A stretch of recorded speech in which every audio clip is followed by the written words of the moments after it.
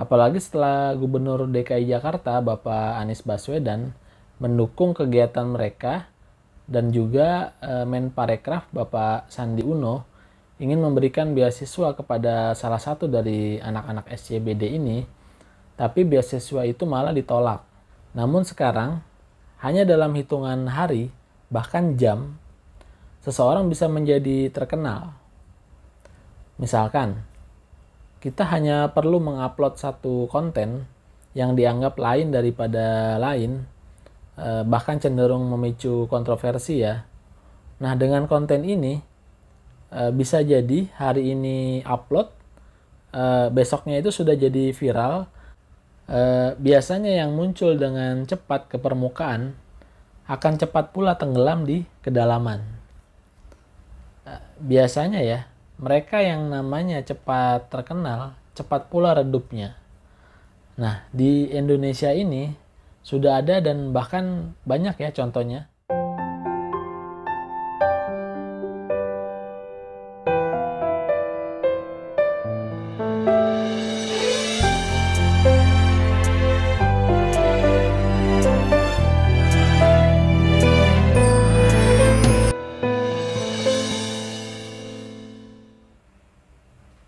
Halo teman-teman semuanya, sudah ada yang datang ke Duku Atas lihat Citayam Fashion Week. Saya kemarin sudah ke sana ya dan melihat sendiri bagaimana hari ini yang namanya SCBD, Sudirman, Citayam, Bojonggede, Depok. Fenomena SCBD ini memenuhi ruang media sosial kita, terutama TikTok. Anak-anak ABG, para muda-mudi yang awalnya berasal dari Citayam dan sekitarnya, sekarang dari wilayah lain pun mereka berbondong-bondong datang ke sekitaran Duku Atas hanya untuk sekedar nongkrong dan mengikuti ajang Fashion Week yang dikenal sebagai Citayam Fashion Week. Dengan gaya berpakaian mereka yang khas dan unik, serta kegiatan mereka yang awalnya hanya nongkrong-nongkrong di Duku Atas, kemudian menjadi semacam Fashion Week dadakan ya. Akhirnya mengundang para konten kreator dari TikTok dan Instagram untuk mewawancarai mereka.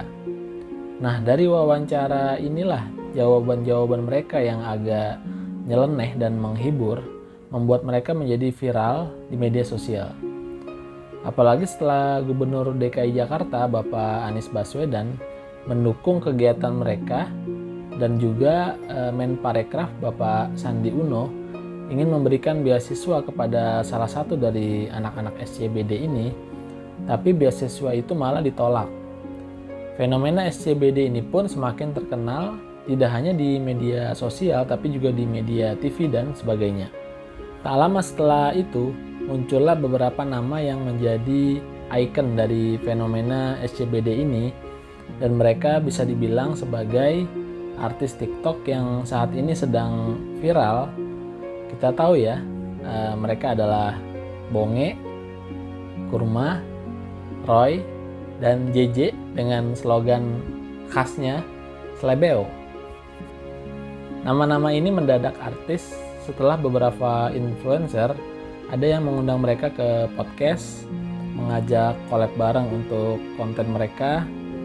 Bahkan ada yang diundang sama pengacara kondang ya, Bang Hotman Paris. Juga ada yang mengundang sebagai bintang tamu. Pada akhirnya, berbagai macam tawaran endorse datang kepada para artis SCBD ini dan membuat mereka semakin tereksis dan terkenal. Nah, teman-teman, di zaman sekarang ini bisa kita lihat sendiri ya, bagaimana seseorang di era media sosial ini bisa dengan mudahnya menjadi selebritis secara cepat bahkan dadakan. Jika dahulu seseorang yang ingin terkenal di dunia entertain harus menjalani yang namanya casting dan berproses untuk memiliki talenta di bidang entertain, namun sekarang hanya dalam hitungan hari, bahkan jam, seseorang bisa menjadi terkenal. Misalkan, kita hanya perlu mengupload satu konten yang dianggap lain daripada lain, bahkan cenderung memicu kontroversi ya. Nah, dengan konten ini bisa jadi hari ini upload, besoknya itu sudah jadi viral dan tenar hingga membuat nama kita dikenal di mana-mana. Terjadi pergeseran besar antara masa dulu dengan masa sekarang.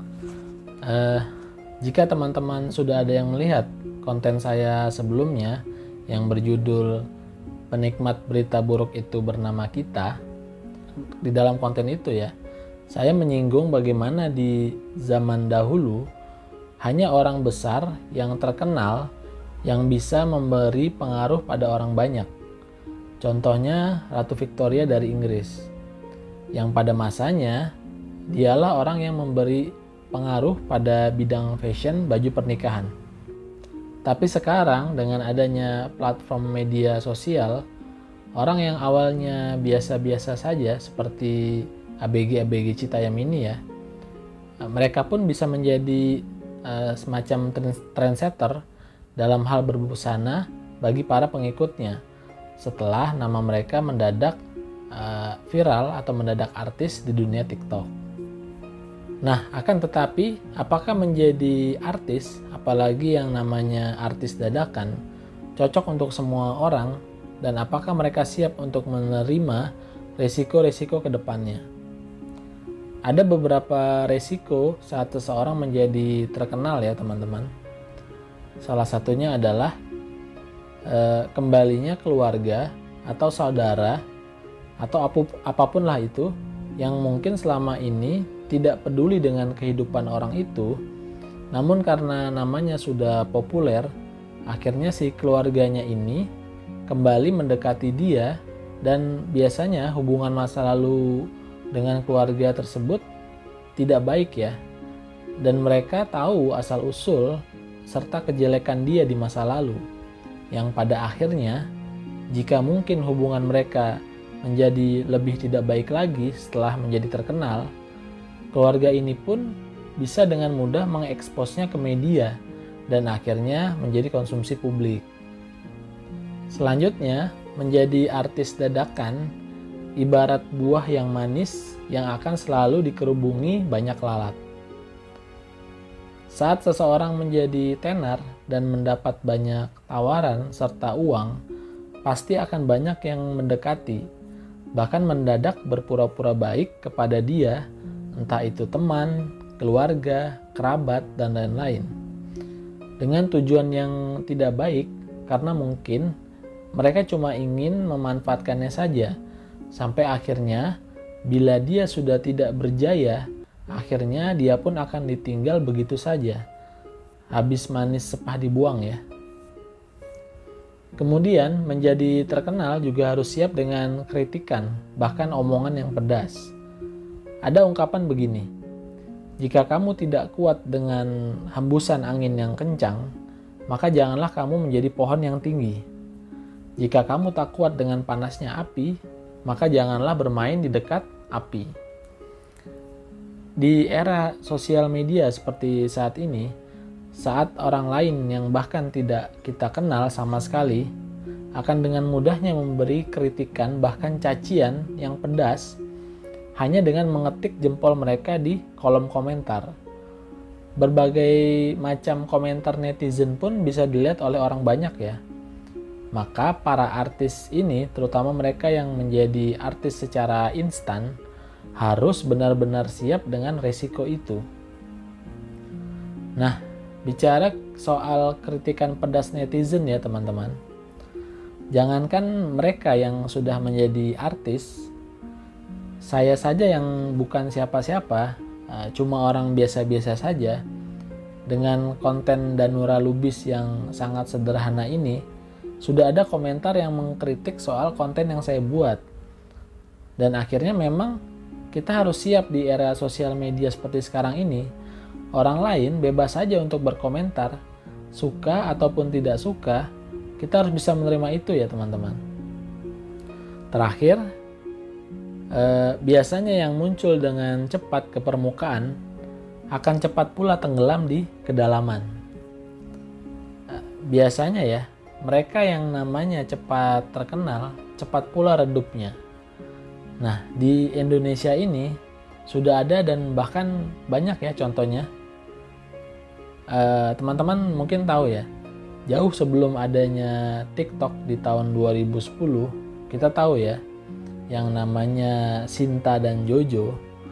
Mereka berdua inilah bisa disebut sebagai generasi pertama orang yang menjadi artis dadakan dan viral di Indonesia. Mereka mendadak terkenal setelah memparodikan lip sync lagu Keong Racun ya. Selanjutnya ada Norman Kamaru yang mendadak terkenal karena parodi lagu Caya Caya itu. Kemudian ada Cesar YKS dengan goyangannya ya. Selanjutnya ada Udin Sedunia dengan lagunya ya. Dan yang terakhir ada Ade Londok dengan Odading Mang Olenya. Dan masih ada beberapa yang lain lagi. Nah, kemana mereka sekarang ini teman-teman? Mengapa nama mereka tak lagi tenar di masa jaya mereka? Di dunia entertain yang begitu cepatnya berubah dengan segala macam inovasi serta kecanggihan sosial media, akan selalu ada pendatang baru yang akan menjadi idola baru bagi publik. Jika para artis dadakan ini tidak memiliki talenta lain dan tidak mengembangkan potensi lain yang ada pada diri mereka, otomatis posisi mereka akan cepat digeser dengan pendatang baru tersebut. Nah, inilah resiko-resiko yang harus dihadapi oleh para selebriti dadakan ini ya teman-teman. Harapannya, semoga adik-adik kita, para selebriti Citayam Fashion Week ini, yang sekarang sedang menikmati masa kejayaannya, bisa mengambil pelajaran dari para pendahulunya, yang akhirnya mereka siap untuk mengembangkan potensi lain yang ada pada diri mereka. Dan semoga kegiatan para SCBD di Duku Atas ini dapat berkontribusi lebih baik lagi untuk peningkatan urban tourism di wilayah Jakarta. Demikian yang dapat saya sampaikan dalam pembahasan kali ini. Sebelumnya saya mohon maaf dan terima kasih teman-teman semuanya.